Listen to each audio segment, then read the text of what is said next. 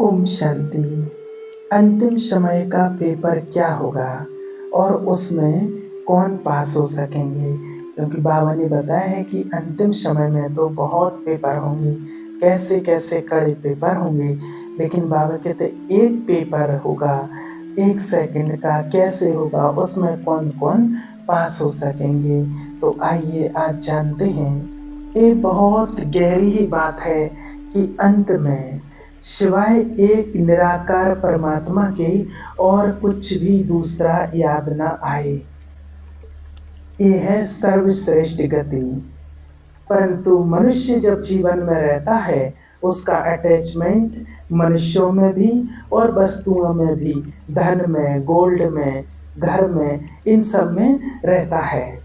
और जब वो शरीर छोड़ने वाला होता है,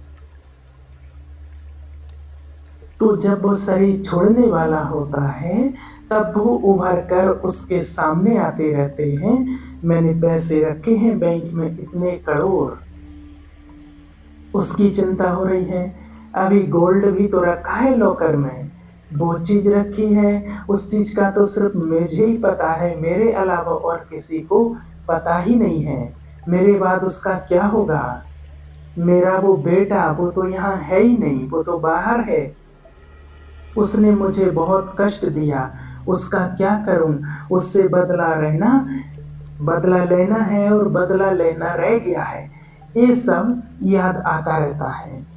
तो ये याद आने से आत्मा देह में उलझ जाती है और उस आत्मा को एकदम कष्ट मिलता रहता है। बहुत बीमार है और डॉक्टर भी कह रहे हैं कि अब जाइए। घर वाले भी हाथ जोड़ रहे हैं कि हे प्रभु जी, इस आत्मा को अब उठा लो। लेकिन ये जो चक्रव्यूह उसके अंदर चल रहा है, ये जाने नहीं देता और आत्मा कष्ट भोगती रहती है। इसलिए ये जो शिव बाबा ने हमें एक बहुत अच्छी बात कही है कि तुम्हारा अंतिम पेपर 1 सेकंड का होगा। अर्थात 1 सेकंड में तुम्हें ये आभास हुआ कि शिव बाबा तुम्हें बुला रहे हैं और चलो, और निकल के आत्मा चली। लेकिन ये वही कर सकेंगे जिन्होंने लंबा काल देह से न्यारे होने, अशरीरी होने का अभ्यास किया होगा। और इस अभ्यास के द्वारा जो मोह को जीत चुके होंगे, फिर उनकी बुद्धि कहीं नहीं जाएगी, सिर्फ उन्हें लास्ट के टाइम पर एक शिव बाबा ही दिखाई देगा। और जिनकी बुद्धि अगर मोह में फंसी हुई है, पैसे में, गोल्ड में, परिवार में, संबंधियों में, तो फिर वो चक्रव्यूह उनका यही चलता रहता है और आत्मा कष्ट भोगती रहती है। तो यही स्मृति रहे कि मेरा बाबा मुझे बुला रहा है इस शरीर छोड़ने में, ऐसे कि एक परमानंद की मना बहुत आनंद की स्थिति हो जाएगी। और यहाँ जो कुछ भी है, जो कुछ भी मेरे पास था या जो कुछ भी है, ये तो यहाँ के लिए है और यहाँ के यूज के लिए ही इसको बनाया गया था। अब हम छोड़ के जा रहे हैं यहाँ का सब और हम आ रहे हैं बाबा आपके साथ। ये वो स्थिति, वो 1 सेकंड की मुक्ति वाली स्थिति होगी। तो इसको जैसे भक्ति मार्ग में भी दिखाते हैं। कई लोग हैं, साधु संत महात्मा जो हुए हैं, वो जो समाधि में बैठे और उन्होंने अपनी देह का त्याग कर दिया। जैसे विवेकानंद जी के लिए भी दिखाते हैं कि वो समाधि में बैठे और उन्होंने अपनी देह का त्याग कर दिया।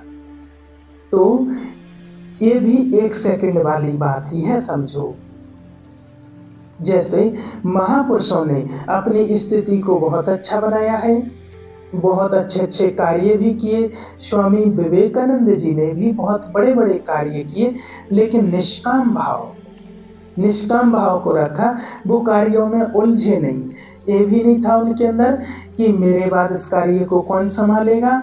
बहुत लोग हैं, क्योंकि परमात्म कार्य है, मैं नहीं हूँगा तो कोई और होगा। बहुत सारे मकान भी बनाए, आश्रम भी बनाए और वो सभी बनाए और अर्पण कर दिए। इसलिए इन महापुरुषों की उसमें आसक्ति नहीं रही, इसलिए ये भी 1 सेकंड में वापस चले जाते हैं। तो अंतमति सुगति जो कही जाती है वो यही बात है। अब कई लोगों के मन में एक और सवाल आता है कि अगर हमारे सामने कोई नेचुरल कैलेमिटीज, अंत के टाइम पर नेचुरल कैलेमिटीज या कुछ और भी सीन आता है, तो उस टाइम में कैसे हम अपने आप को या रिलेटिव से जो हमारे लोग हैं उनको कैसे हम हेल्प कर सकते हैं। और ऐसे प्रश्नों के उत्तर बहुत जरूरी है, हमें जानना चाहिए, क्योंकि प्रकृति प्रकोप तो आते रहे हैं और आते रहेंगे और आने वाले समय में संख्या इसकी बहुत बढ़नी है, क्योंकि इस धरती का परिवर्तन होगा तो नीचे का ऊपर और ऊपर का नीचे सब कुछ हो जाएगा। और मनुष्य ने प्रकृति के साथ जो खिलवाड़ की है उसका रिटर्न तो उसको भोगना ही पड़ेगा, क्योंकि तो जो भी खिलवाड़ किया है उसका रिटर्न भी मनुष्य को प्राप्त होगा, क्योंकि मनुष्य ने प्रकृति के साथ बहुत खिलवाड़ किया है। इसलिए प्रकृति बहुत क्रोधित भी है और वो बदला भी लेगी। तो प्रकृति प्रकोप होंगे, इसमें बहुत लंबे काल से एक तो मनुष्य को यह अभ्यास करना चाहिए कि मैं आत्मा हूँ, ये देह नहीं हूँ। ये देह फिजिकल है, मैं नॉन फिजिकल हूँ, मैं अनादि अविनाशी आत्मा हूँ, मैं तो कभी मरती नहीं। और दूसरा, इस चीज़ के लिए तैयार करना है कि मान लो धरती हिलने लगी है, मकान भी ऐसे डोल रहे हैं, बिल्डिंग्स हैं कई गिरने लगी हैं, ऐसे में जिन्होंने लंबे काल से योगयुक्त रहने का अभ्यास किया होगा वो योगयुक्त हो जाएंगे। और इसको दूसरा शब्द भी दिया जाता है कि वो परमात्मा से कंबाइंड हो जाएंगे, सर्वशक्तिवान से वो जुड़ जाएंगे और फिर प्रकृति उन्हें संपूर्ण सहयोग करेगी और उनके जो लोग आसपास होंगे वो सुरक्षित हो जाएंगे। इसके लिए एक छोटा सा प्रैक्टिकल उदाहरण है जो रशिया और जापान के वैज्ञानिकों ने बहुत अच्छी रिसर्च की है और उन्होंने बताया है कि जो भूकंप होते हैं या तेज तूफान चलते हैं, जल बहुत हो जाता है, बाढ़ आ जाती है, पानी बहुत तेज बहने लगता है, तो जो होली प्लेस हैं जैसे चर्च है, मंदिर हैं, पवित्र स्थान हैं, गुरुद्वारे हैं, मस्जिद आदि, ये सुरक्षित रह जाते हैं। क्यों? तो वैज्ञानिकों ने बहुत अच्छा इसका परिणाम निकाला, कारण निकाला कि इन सभी स्थानों से पवित्र तरंगें चारों ओर फैलती हैं। एक पवित्र स्थान है तो इनसे पवित्र किरणें चारों ओर फैलती हैं। अब ये पवित्र किरणें उस विनाश की तरंगों को वापस कर देती हैं।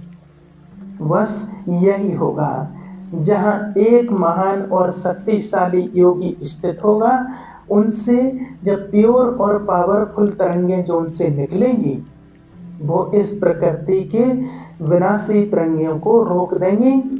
इसलिए 2 अभ्यास बहुत कर लेना चाहिए अभी से। मैं मास्टर सर्वशक्तिवान हूँ और इस संपूर्ण प्रकृति की मालिक हूँ। तीसरी चीज बाबा बताते हैं कि मुझे इस प्रकृति को सुबह और शाम रोज प्रकृति को पवित्र वाइब्रेशन देना चाहिए। ये प्रकृति की सबसे बड़ी सेवा है। तो जो प्रकृति की इस तरह से सेवा करेंगे तो याद रखें कि विनाश काल में प्रकृति उन आत्माओं को एकदम सुरक्षित रखेगी। उन आत्माओं को प्रकृति कोई भी हानि नहीं पहुंचाएगी। उनका परिवार भी सुरक्षित रहेगा और आसपास के लोग भी सुरक्षित हो जाएंगे और हम भी सुरक्षित हो जाएंगे।